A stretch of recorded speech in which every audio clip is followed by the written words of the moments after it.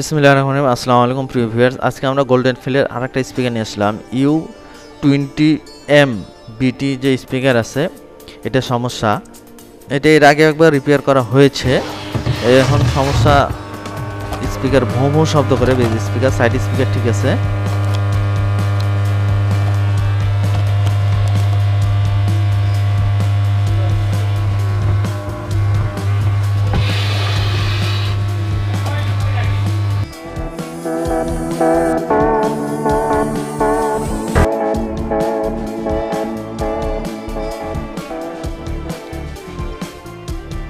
আমরা পিছনের সব নাটগুলো খুলে দিয়েছি ভিডিও শর্টের ক্ষেত্রে, নাহলে ভিডিও লং হয়ে যাবে। এবার আমরা পিছনের ঢাকনা খুলে ফেলছি। খুলে ফেলে আমরা যে আইসি আছে, 2030 যে আইসি আছে, সেটা বেজের যে আইসি আছে সেটা হিট হয়ে গিয়েছে। আমরা এবার কেবলগুলো খুলে ফেলবো। আপনারা কেবল খোলার সময় লক্ষ্য রাখবেন যে কেবলটা যেখান থেকে খুলছেন সেখান থেকে সেই কেবলটা লাগাইতে হবে পরে। কিন্তু এখন যদি মনে না থাকে তাহলে আপনারা যে পেন্সিল আছে বা পেন আছে, মার্কার পেন আছে, সেটা দিয়ে আপনারা দাগ দিবেন। এক এক জায়গায় দাগ দিয়ে মার্কিং করে রাখবেন যেন পরবর্তীতে ওইটা ওই জায়গাতে লাগানো যায়।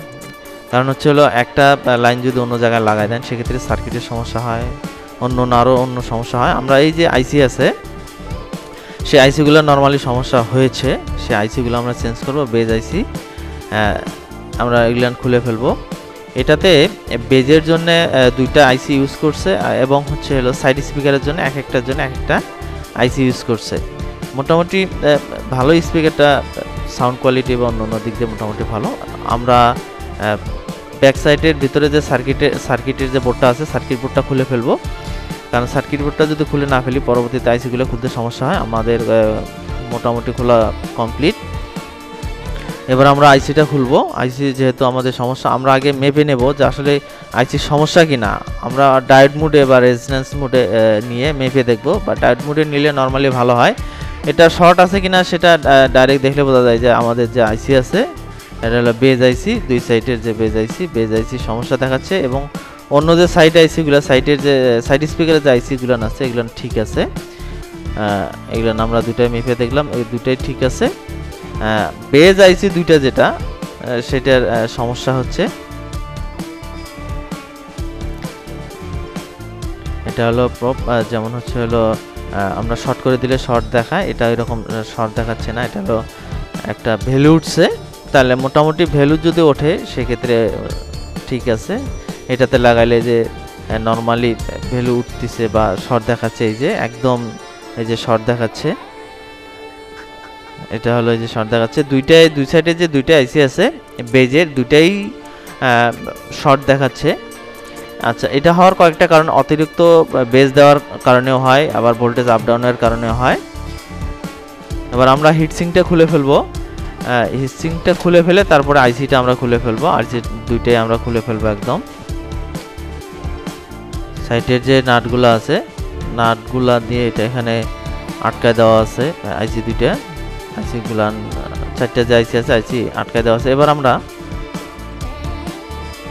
Please click my channel, subscribe and bell button. এবার আমরা আইসিগুলা সার্কিট থেকে ফুল আউট করে ফেলবো। আমরা মার্কিং করেছি যে এই সাইডের এই দুইটা যে আইসি, এই দুইটা আইসি হচ্ছে বেজ আইসি। আমরা সুন্দরভাবে তাতাল দিয়ে, সেকার দিয়ে, এটার নাম ছিল সেকার আর ওটার নাম হচ্ছে হলো তাতাল। যাই হোক, নর্মালি যারা কাজ করে তারা জানে কোনটার কি নাম বা কোনটা দিয়ে কী কাজ হয়। এগুলো আমরা সুন্দরভাবে খুলে ফেলবো। আইসি দুইটা আইসিয়ে খুলে ফেলবো। খোলার সময় মনে রাখতে হবে যেন যে জয়েন্টগুলো যেখানে দেওয়া আছে সেখানে যে সেইখানের যে জয়েন্টের যে পিনের লেগগুলা যেন কোনো সমস্যা না হয়, আবার সুন্দরভাবে যেন জয়েন্ট দেওয়া যায়।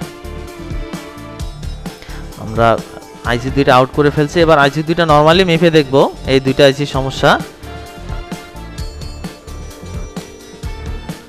এই দুইটা আইসি সমস্যা, এটা হচ্ছে আমরা যে দেখাচ্ছি D2030A আইসি।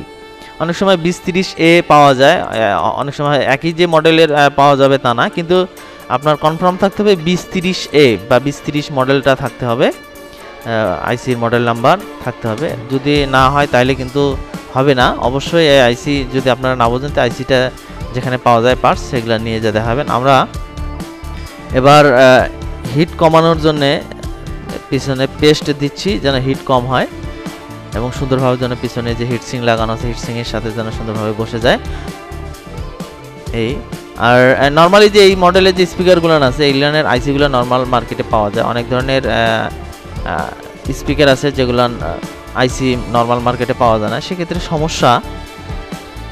আমরা ফিটিং করে ফেলতেছি, দুইটা আইসি আমরা সুন্দরভাবে ফিটিং করে ফেলতেছি। লেগগুলো সুন্দরভাবে দেখে তারপরে বসাইতে হবে যেন লেগগুলো বাঁকা হয়ে একটা লেগ আরেকটা লেগের সাথে যেন টাচ না লাগে। টাচ লাগলেও সেক্ষেত্রেও সমস্যা হবে, আপনাদের এই জিনিসটা লক্ষ্য রাখতে হবে।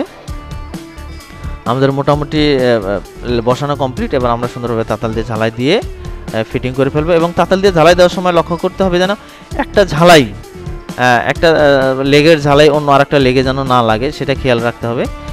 একটা লেগের ঝালাই বা তাতাল দিয়ে যদি আমরা যে ঝালাই দিয়ে রাং দিই, একটা রাং যদি আরেকটার সাথে লাগে সেক্ষেত্রে শর্ট হয়ে যাবে, আইসির সমস্যা বা মাদারবোর্ডের সমস্যা হবে। এই জিনিসগুলো সুন্দরভাবে আপনাদেরকে খেয়াল করতে হবে যেন একটা ঝালাই অন্যটার সাথে যেন না লাগে, সেভাবে বসাই দিতে হবে। মোটামুটি আমাদের লাগানো কমপ্লিট, আইসিগুলো লাগানো কমপ্লিট সুন্দরভাবে।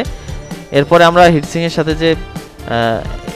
যে নাটগুলা বা যে ইয়াগুলো লাগানো ছিল নাটগুলো সেগুলো আমরা সুন্দরভাবে লাগাই দেব। নাটগুলো টাইট দিয়ে আমরা সুন্দরভাবে বসাই দেব। মোটামুটি আমাদের লাগানো কমপ্লিট। এবার আমরা ভিতরের যে কানেক্টরগুলো খুলেছিলাম সেই কানেক্টরগুলো দেখে তারপরে সুন্দরভাবে লাগাতে হবে, কারণ যেখানে যে কানেক্টর সেখানে সেই কানেক্টরটা লাগাই দিতে হবে। একটা কানেক্টর যদি উল্টাপাল্টা লাগানো হয় সেক্ষেত্রে কিন্তু অবশ্যই স্পিকারের বা মাদারবোর্ডের সমস্যা হবে, সেটা খেয়াল করে লাগাবেন এবং খোলার সময় অবশ্যই মার্কিং করে খুলবেন যেন পরবর্তীতে লাগানোর সময় কোনো সমস্যা না হয়, কারণ এটা মোটামুটি একটা গুরুত্বপূর্ণ একটা জিনিস বা গুরুত্বপূর্ণ একটা বিষয়। আমাদের মোটামুটি লাগানো কমপ্লিট। এবার আমরা সুন্দরভাবে ফিটিং করে ফেলবো এবং তারপর আমরা ফাইনালি টেস্ট দেব যে আসলে স্পিকারটা ঠিক হলো কিনা বা কমপ্লিট হলো কিনা, বা সাইড স্পিকার বা বেজ স্পিকার কোনো ভোঁ শব্দ করে কিনা বা ঠিকমতো হলো কিনা, এটা আমরা পরে ফিটিং করার পরে তারপর সুন্দরভাবে আমরা চেকিং করব। মোটামুটি আমাদের লাগানো কমপ্লিট। এবার আমরা চেক করব, ট্রাই করব। আমাদের যে সাইড স্পিকার এটা আমরা কিন্তু অন্য আরেকটা স্পিকারের সাইড স্পিকার যে চেক করতেছি যে কি বাজে কিনা বা চলে কিনা। আমরা পাওয়ার দিয়ে ফাইনালি চেক করব এবং ইউএসবি দিয়ে চেক করব, ইউএসবি বা পেন ড্রাইভ বা যে কোনো যেটা দিয়ে আপনাদের সম্ভব হয় সেটা দিয়ে আপনারা চেক করবেন।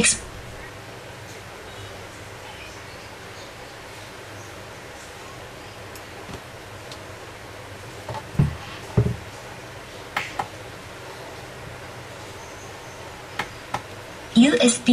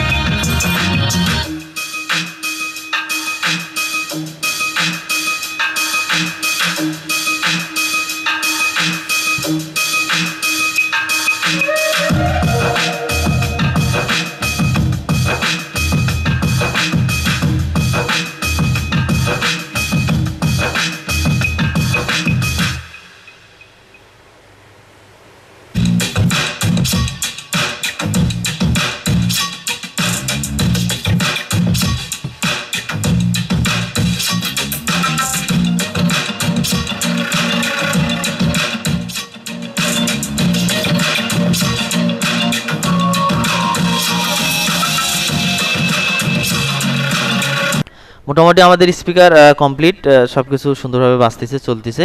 এরপরেও যদি আপনাদের বুঝতে কোথাও যদি কোনো সমস্যা হয় অবশ্যই আমাকে জানাবেন কমেন্ট সেকশনে। আমি চেষ্টা করব আপনাদের এই সমস্যা যেভাবে সমস্যা সমাধান করা যায় সেভাবে বোঝানোর জন্য। আসসালামু আলাইকুম, আল্লাহ হাফেজ।